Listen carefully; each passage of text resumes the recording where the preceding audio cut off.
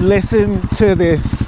That is the sound of a brand new engine in my Scrambler 400.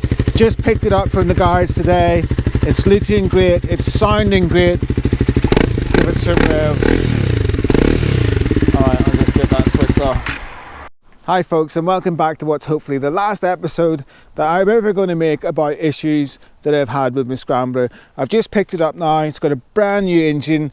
You can check out the previous videos if you want to find out what went on there, but needless to say, short story, engine was eating itself, had to get replaced, and finally just picked it up today. Wonderful.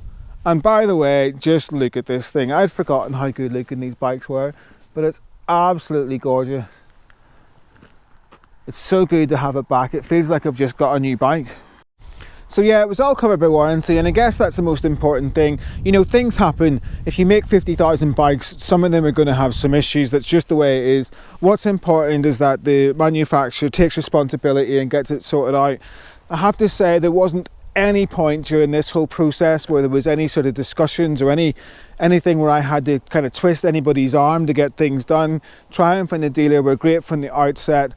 They made it clear from the start that whatever it took, they were going to get it sorted out. It was all covered under warranty as well. No pushback at all whatsoever. And as I said, the only thing that I'm a bit unhappy is a strong word, but like the only thing that, let's say, could be better from my consumer opinion is that, you know, the whole thing could have been done a little bit quicker. But you know, I don't have experience in that. I don't really know what a realistic time scale is, and I suppose 5 weeks isn't all that bad. It's absolutely killed me with the beautiful weather and bikes riding past my house all day, but you know, there's worse things in the world, and it's great to have this thing back. It's looking fantastic. Sat here on the start-finish straight off the Dundrod circuit of the Ulster Grand Prix. While I've been waiting for the engine, I've had plenty of time to think about what I'm going to do to the bike when I get it back. The first thing, without a doubt, the number one priority is to sort out these levers. I actually quite like these. I'll put a link in below to where I got them from. They feel great. They feel better than the original levers that the bike comes with. However, this clutch lever sits way too far out and it can't be adjusted any further in. It's something to do with the angle of this assembly. You can see here the brake lever on this side's absolutely fine. It's perfect positioning, but the clutch lever is not. So that's the number one priority. I have made some progress in that respect. So hopefully the next video is going to be a showcase of the wonderful new levers I found that are better than these ones. After that, probably going to get one of those little Fuel X thingies that can adjust the fuel and the fuel and air mix of the engine while you're driving or while you're riding. It like adjusts the EFI. So thinking about that, I'm going to get like a little racing air filter along with that as well. Not really expecting any sort of performance gains as such from those, but you know, just helps the engine breathe a bit more easily. So yeah, that's going to be the thing I do after that.